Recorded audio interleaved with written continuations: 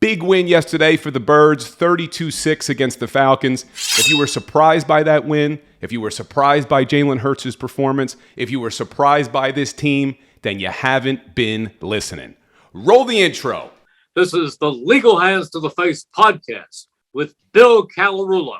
All right, everybody, welcome back to another Legal Hands to the Face podcast. An unbelievable start to the Nick Sirianni and Jalen Hurts era. A huge win, a completely dominating win of the Atlanta Falcons, 32-6 in all aspects of the game. Offense, defense, special teams. The Philadelphia Eagles outplayed the Atlanta Falcons. You can't ask for a better start to the season. A lot of people, if you haven't been listening to me, have been underestimating this team, have been underestimating Nick Sirianni, and have really been underestimating Jalen Hurts. And there's four things I want to talk about after watching that game. First is our head coach, Nick Sirianni. Second is our franchise quarterback, Jalen Hurts.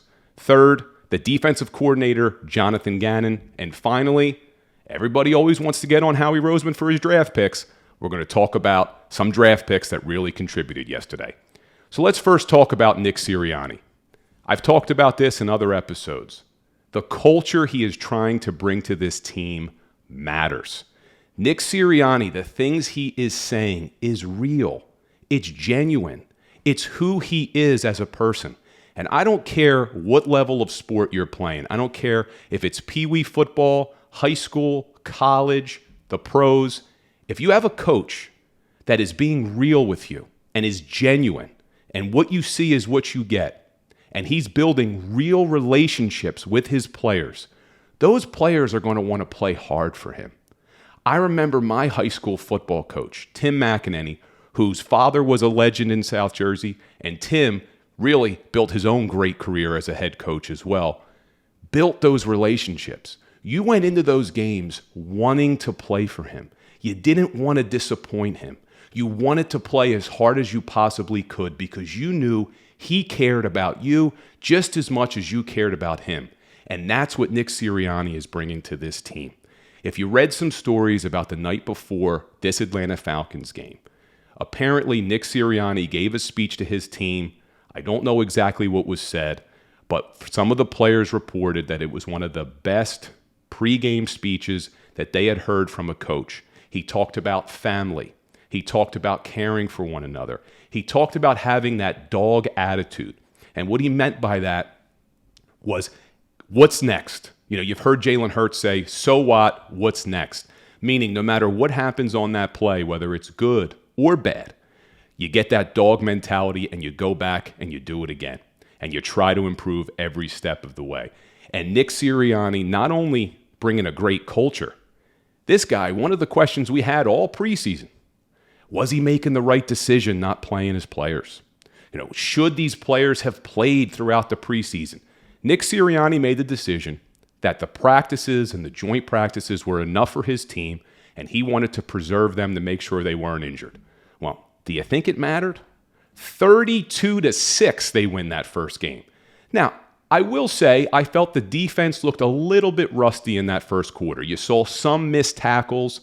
Atlanta was able to come out and get the running game going. That could have been a lack of preseason play, but it really didn't matter. Ultimately, that was the right decision. But one of the things that we didn't know about Nick Sirianni was how was he going to be as a play caller?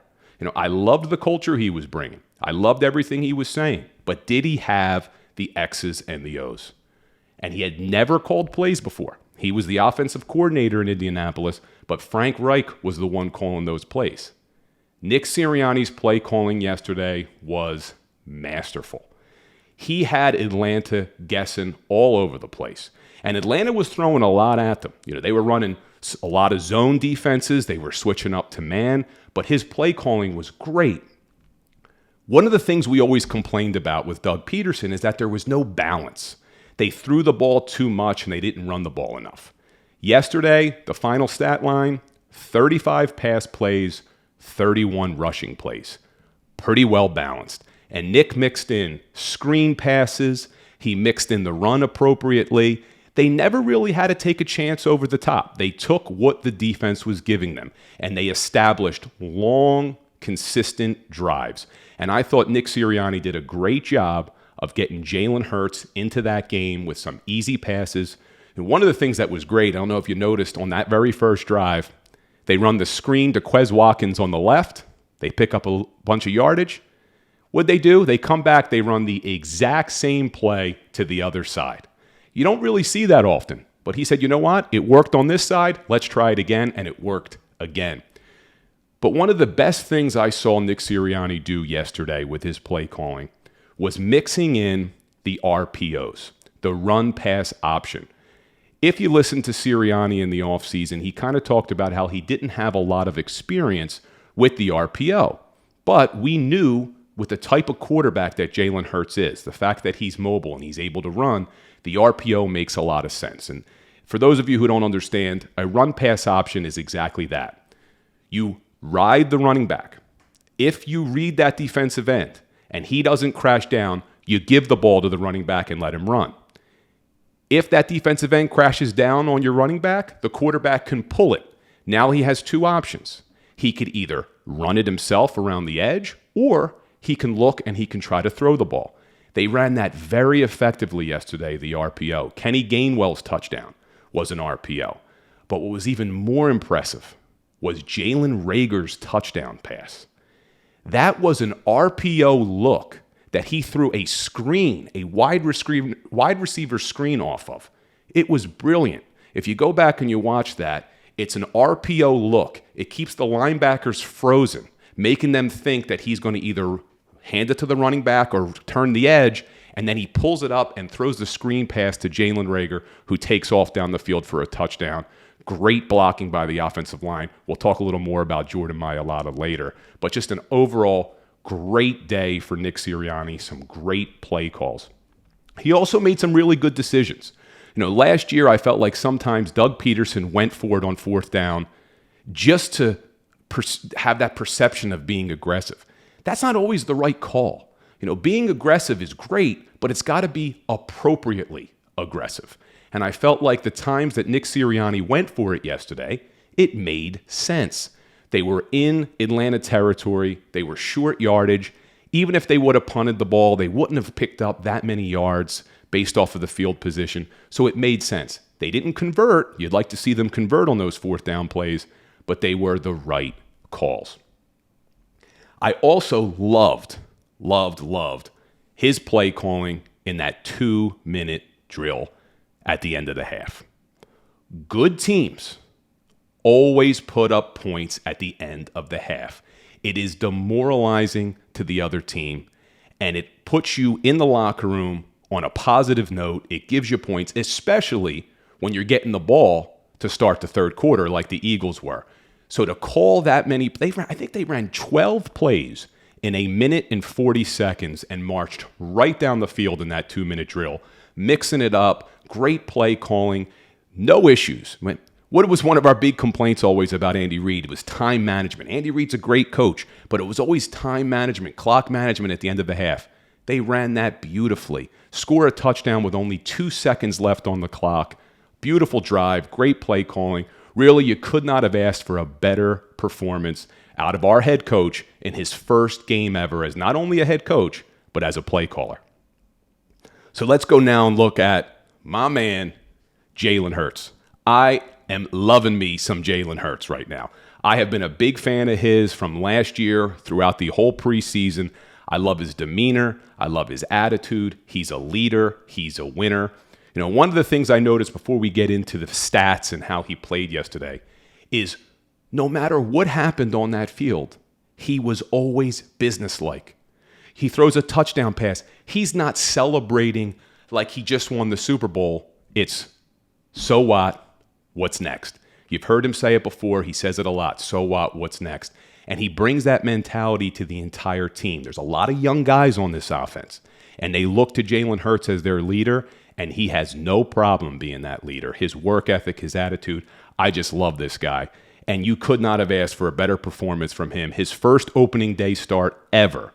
He throws for 264 yards, 3 touchdown passes, a 77% completion rate, and has a quarterback rating of 126.4, Oh, and he also throws 64 rushing yards on top of it. And how many turnovers? 0. What killed the Eagles last year? Carson Wentz's turnovers. If you win the turnover battle, you're going to win the game over 75% of the time. Jalen Hurts did a great job of protecting the football. His decision-making was excellent when he decided to run, when he decided to throw. All of his reads were correct. He just had really one of the best games you could ask for out of your starting quarterback. But more than just the stats, he just knew how to run that offense. You got to remember, he's picking up an entirely new offense, and it looked like he had total control over it. He knew exactly where the ball needed to go. And like I said earlier, Atlanta runs a lot of tough defenses. They were throwing a lot of different coverages at him.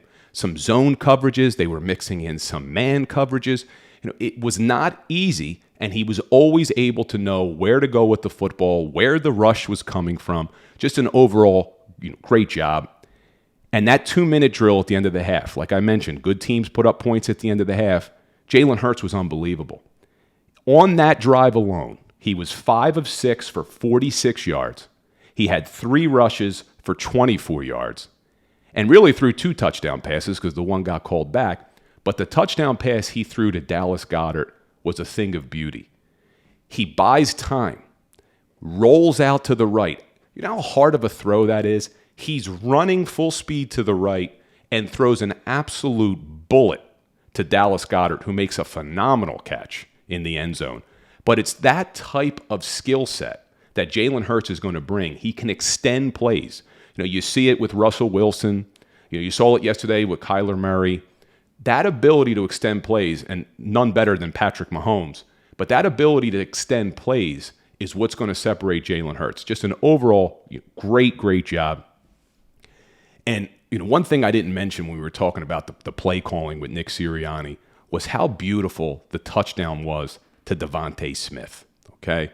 For that play to work, Atlanta has to be in a man coverage.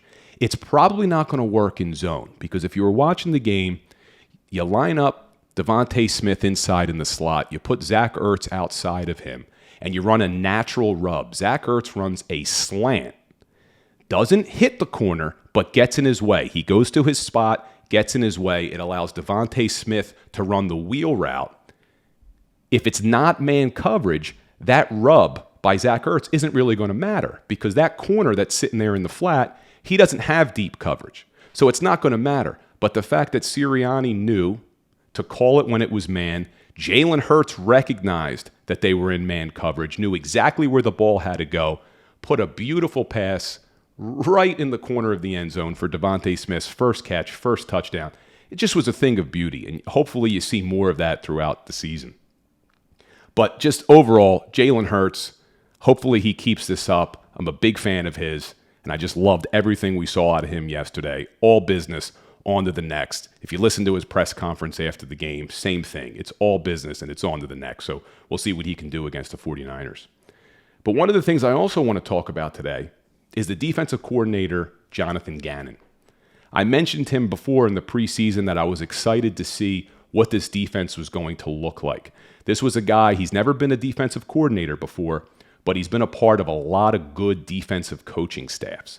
He was under Mike Zimmer for a little while. He was in Indianapolis for a little while. He was in Tennessee for a little while. He's really learned a lot over the years. And if you listen to the buzz around the NFL, when the Eagles brought him on as the defensive coordinator, a lot of people were excited about him. And I think he showed it yesterday. Atlanta comes out and they wanted to establish the run early.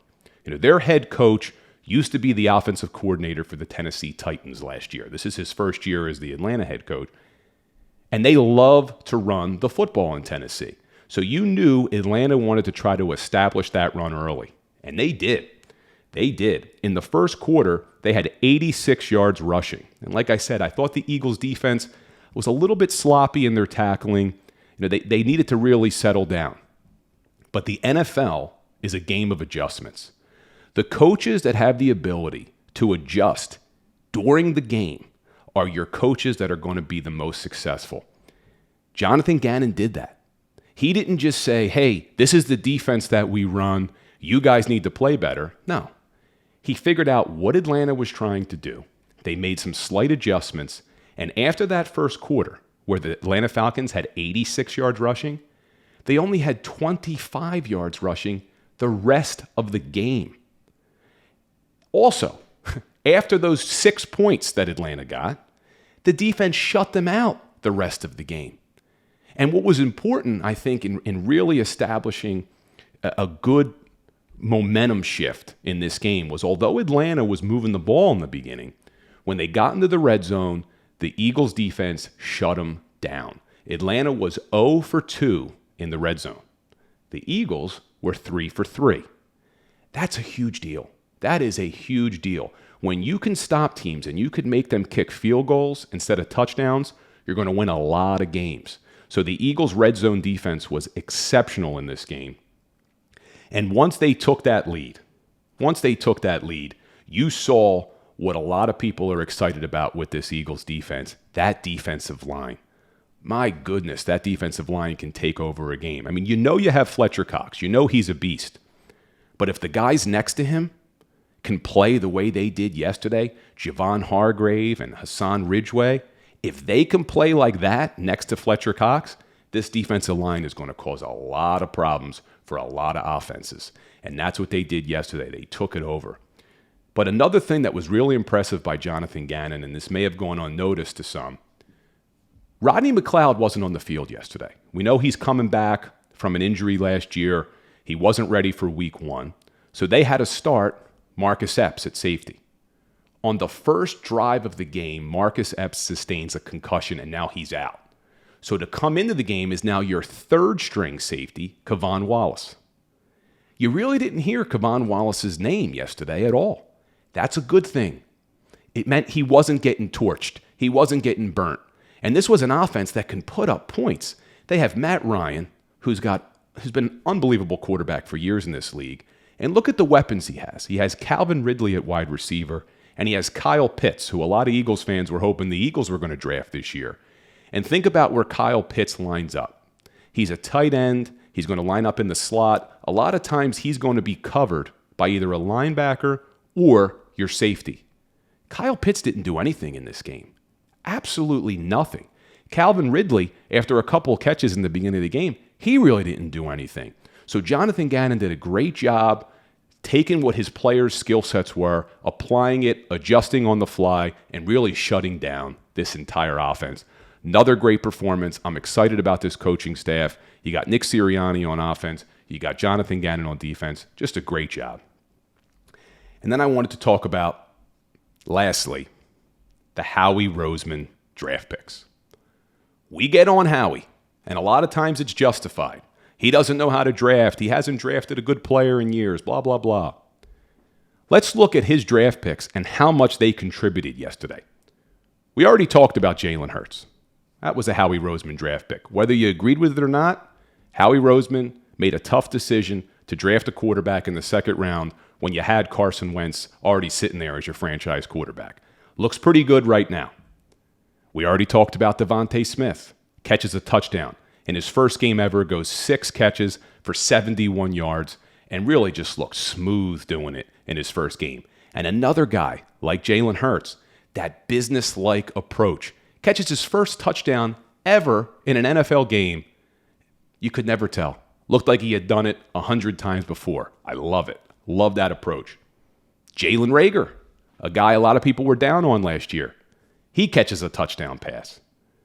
But one of the most impressive draft picks, in my opinion, and I've been saying this in the preseason, is this running back out of Memphis, Kenny Gainwell. Not only does he score a touchdown, and that was a pretty easy touchdown. The offensive line opened up a massive hole, great play call. But if you notice, Kenny Gainwell was your running back in the 2-minute drill at the end of that half. That's big. That is big. Not only do you have to have the ability to catch the ball out of the backfield, to be the running back on the field in the 2-minute drill, you have to have the ability to pick up blitzes. That is not easy as a rookie, especially when you have a team like Atlanta that's throwing all different types of things at you. So they have a lot of trust in Kenny Gainwell to have him on the field in a big moment like that at the end of the half. And if you saw it, if you were watching the game, he picked up a lot of blitzes. He picked up a lot of edge rushers. He did an excellent job, Kenny Gainwell, and that's extremely impressive for a rookie to be able to do in his first game ever in the NFL. Another Eagles draft pick, or Howie Roseman draft pick, Dallas Goedert. He scores a touchdown. So now you got Devontae Smith, Jalen Reagor, Kenny Gainwell, Dallas Goedert. All Roseman draft picks, all score touchdowns, all contribute in big ways. And then a guy I love. I've been saying it all off season, and clearly the Eagles feel the same way because they just gave him a massive contract extension. Jordan Mailata was an absolute beast at left tackle. An absolute beast. Last year, the Eagles gave up, I think it was 65 sacks. They only gave up 1 sack yesterday. The offensive line was excellent.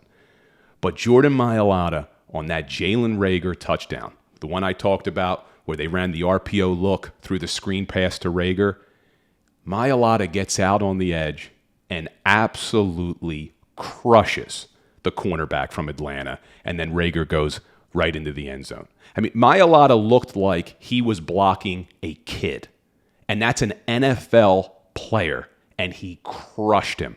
It was a beautiful thing to see. I'm so excited about Mailata this year. I would not be surprised if he's an all-pro left tackle either this year or next year. Keep it up, Jordan.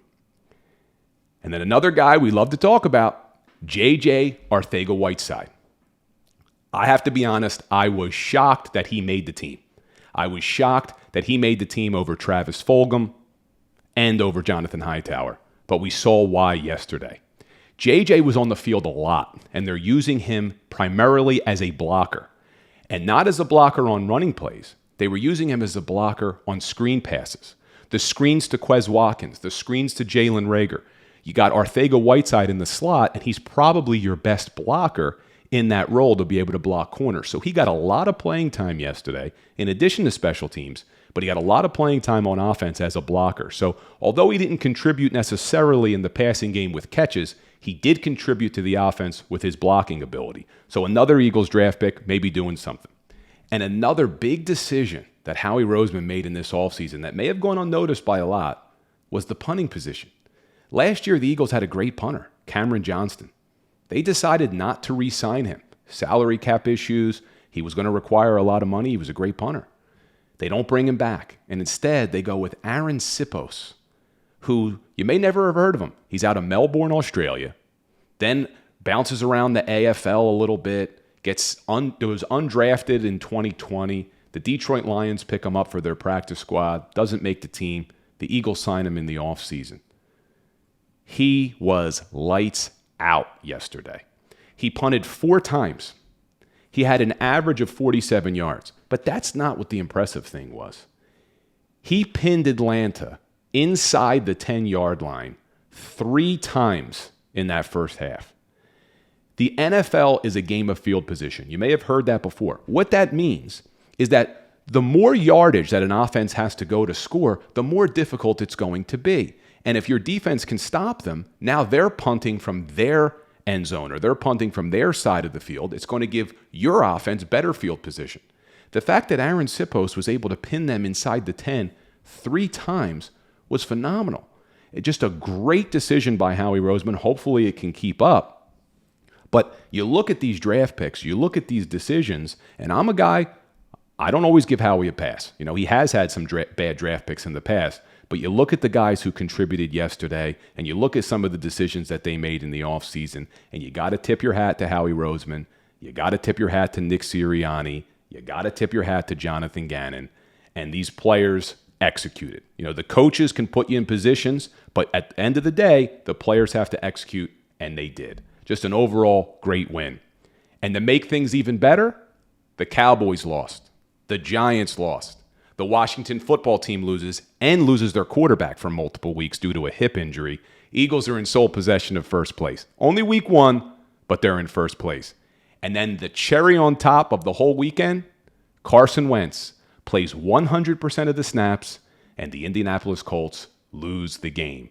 For those of you who aren't paying attention, the reason that's important is if Carson Wentz plays 75% of the snaps, the Eagles get the Colts' first-round draft pick. Or if he plays 70% and they make the playoffs, the Eagles gets the Colts' first-round draft pick. But you'd much rather see 75 and no playoffs so that it's a higher draft pick. So 100% of the snaps and they lose. Just an overall perfect weekend for Eagles fans. And if you're not following the Legal Hands to the Face, what are you waiting for? Check us out on Apple Podcasts, Spotify, Facebook, YouTube. Be sure to follow and subscribe. We got a lot more good content coming.